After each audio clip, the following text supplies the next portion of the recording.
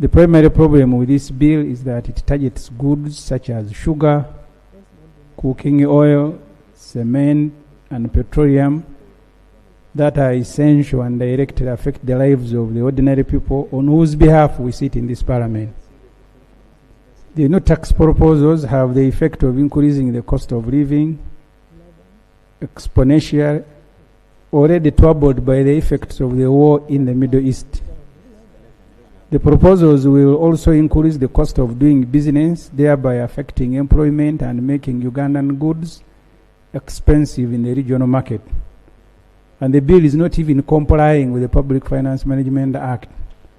And it comes at a time when there is no comprehensive tax policy in place, as per the May 5th, 2022 resolution of this House. And I'll start with the comprehensive taxation policy. Madam Speaker, those of us who signed the minority report, just want to echo the concerns of the House expressed during consideration of a motion moved by Honorable Ssemuju Nganda on May 5th, urging this lazy NRM government to immediately formulate and table a comprehensive tax policy. Asking what? This lazy NRM government. I am reading a report. If you have problems, it will be after. Parliamentary language, Ibra. Madam Speaker, this is a report signed by... Actually, the person who signed that report is also unparliamentary. But, Madam, I don't want to begin debating a report I have not our read. children are watching us, and they're wondering which kind of parliament is that. Anyway, government will respond to you, but it is improper. Madam, I don't want to begin debating a report as I present. But the fact that a private member was now the one concerned with the existence of a comprehensive tax. Okay, this hard-working government, we can change it to say hard-working government. Honorable Javira, urging this hard-working NRM government to immediately formulate and table a comprehensive tax policy. We are legislating in a policy vacuum. The Javira motion was passed on May 5th. Unfortunately, Honorable Speaker, up to now, this government, hard-working government, every financial introduces tax bills without a taxation policy in place. This approach, Honorable Speaker, allows government to engage in speculation and guesswork while originating and imposing taxes. This leads to unfair taxation that disproportionately burden the already impoverished citizens. The Honorable Kate Shumba, former Commissioner for Domestic Taxes at Uganda Revenue Authority, emphasized the necessity of making tax decisions in accordance with a clearly defined policy framework. In his words, we need to base our tax decisions on a structured policy rather than relying on ad hoc negotiations. But like many NRM MPs, he has signed the majority report urging government to tax citizens without the existence of a policy. While launching the Domestic Revenue Mobilization Strategy 2019, 2020, 2023, 2024, the Finance Minister, Honorable Matia Kasaija, who first became a minister in 1980, said, in order to achieve our revenue potential, we will move away from ad hoc annual tax policy changes. These piecemeal adjustments with little alignment to overreaching strategy have created a high degree of unpredictability and uncertainty in our tax direction. The Domestic Revenue Mobilization Strategy will address this as well as ensure that our tax policy embodies the principles of simplicity, fairness, citizen welfare, and sustainability.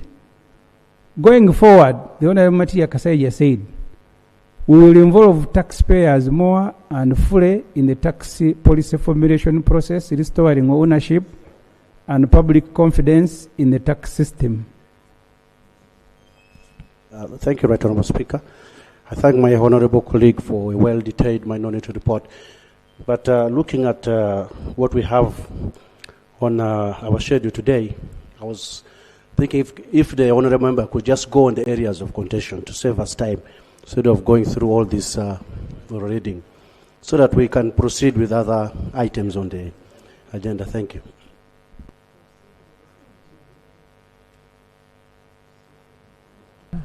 Honorable Ibra. Finish. In the subsequent one, we should be looking at the areas of dissent. But let him finish his report. I think the Honorable Isaac has but whether you want it, we have run to quickly. finish. Finish, do it. Because this is a 2-page report.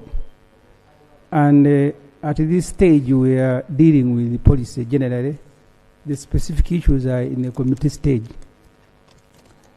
So the Madam Speaker, the domestic revenue mobilization policy, the Honorable Matia Kasaija said, will ensure that our future tax policy embodies the principles of simplicity, fairness, citizen welfare, and sustainability. Going forward, he said we will involve taxpayers more and fully in the tax policy formulation process, restoring ownership and public confidence in the tax system. Honorable Kasaija also said future resource mobilization efforts depend on Ugandans perceiving a close link between taxes paid and services enjoyed. He spoke about fiscal and social contract and efforts to stamp out corruption. I didn't know that the same Honorable Kasaija will continue leading a team of economists that think in installments as these continued piecemeal annual tax proposals suggest. Let Honorable Speaker, in the absence of such a comprehensive taxation policy to date, we are urging this Parliament to reject these tax proposals that are framed to exploit citizens in order to raise money to fund main luxury. And for every proposal that you adopt, please know there are people you are likely to render unemployed. The World Bank in its July Uganda Human Capital Development and Growth Review spoke about the impact of taxation on employment. And I quote, over 90% of farms in Uganda are macro and informal, consisting mostly of self-employed household enterprises. While 28% of adults own or co-own a new business, Uganda also has some of the highest business discontinuation rates in the world. Factors contributing to this include the high tax rates, corruption, and low human capital among both owners and their workers.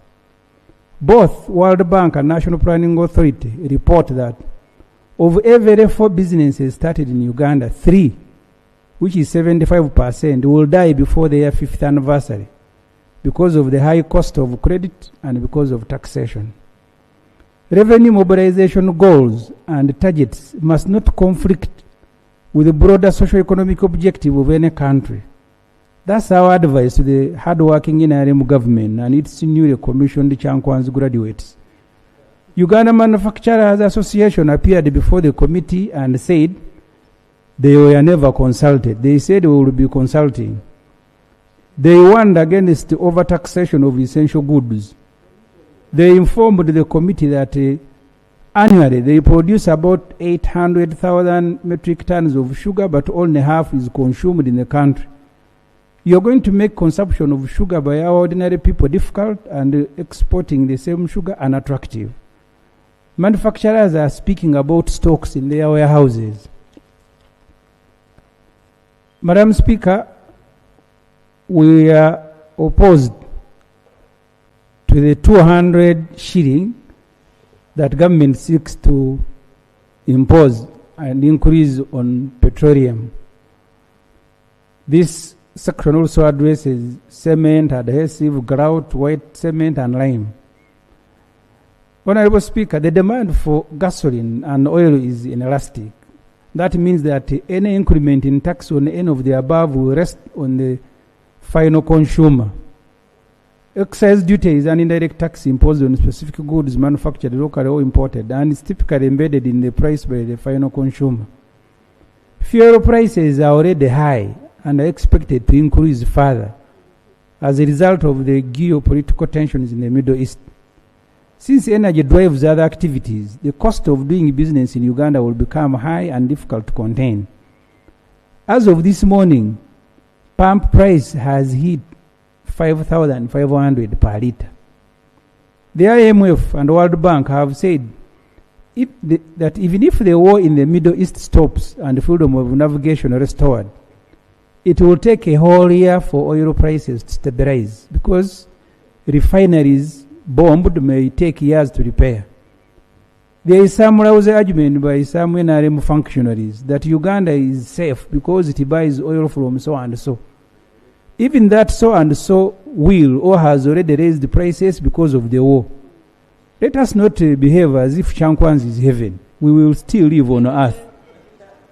The Institute of Certified Public Accountants of Uganda advised that if government must increase oil prices, it must be purposes of addressing inflation that may have eroded the value in the last 1 year. That's why they said apply an inflationary increase of shillings 50 per litre. You increase petrol to 1,600 and diesel to 1,280. Doing otherwise will make production cost surge, which will lead to price hikes across various goods. Honorable Isaac, I'm on the last page. We recommend that...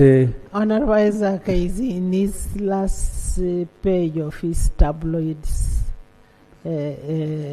story. Actually, when I go home, my son tells me those kind of stories. You see, you know, that's a tabloid story. Please finish.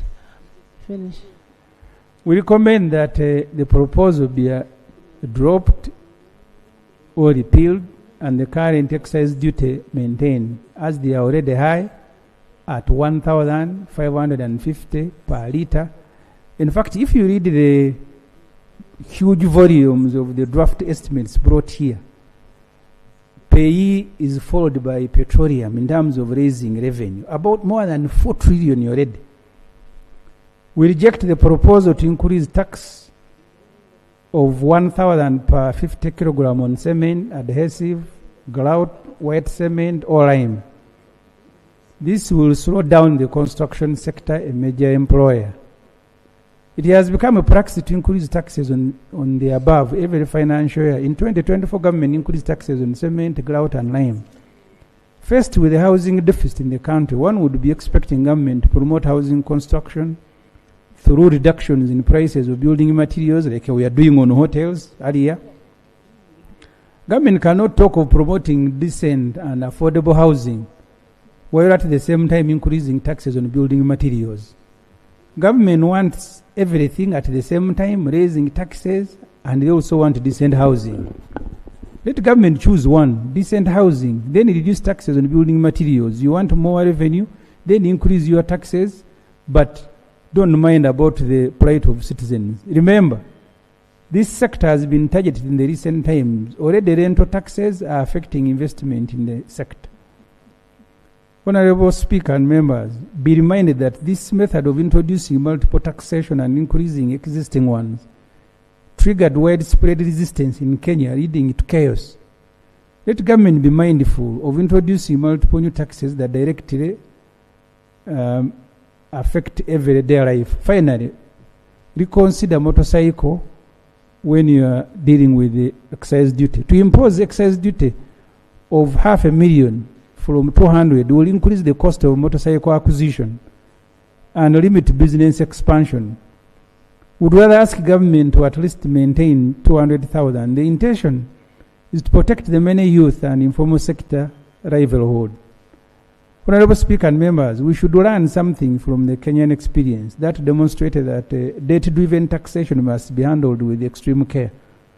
When citizens perceive that they are bearing the cost of fiscal imbalance through higher living expenses and reduced economic opportunity, resistance can quickly emerge. Right, Honorable Speaker, that's where our report ends. Thank you very much. Thank you, Honorable. Honorable members, you've heard the report of both the major report and the minority. Silo, you have something to say? Yeah, right, Honorable.